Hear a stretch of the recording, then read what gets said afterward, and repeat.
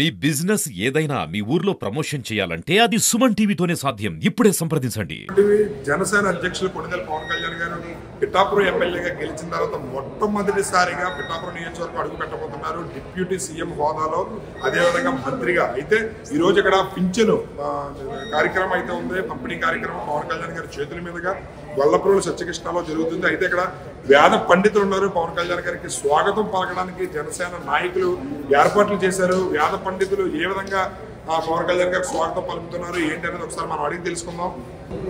మధుమకుటేశ్వర స్వామి వారి యొక్క పూర్ణకుంభ స్వాగతంలో deputy CM Pawan Kalyan గారికి కుటేశ్వర స్వామి వారు, పురుహూతికాదేవి, దత్తాత్రేయ స్వామి వారి యొక్క వేద ఆశీస్సులు ఇవ్వడానికి ఇవాళ రావడం జరిగింది.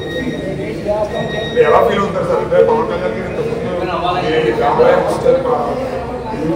దర్శనం చేసుకున్నారు, స్వామివారి దర్శనం చేసుకున్నారు, దర్శనం చేసుకున్నారు. ఆయన్ని ఇప్పుడు గెలిచిన తర్వాత రాబోతున్నారు అంటే మీ స్పందన మీకు ఏ విధంగా అనిపిస్తున్నారు?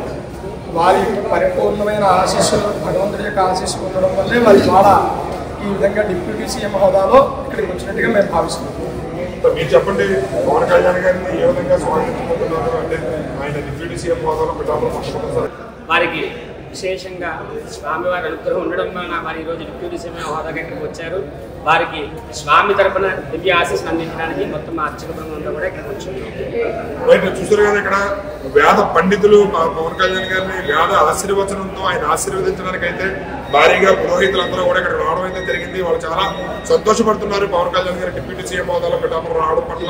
కెమెరామెన్ నవీన్తో శ్రీనివాస్.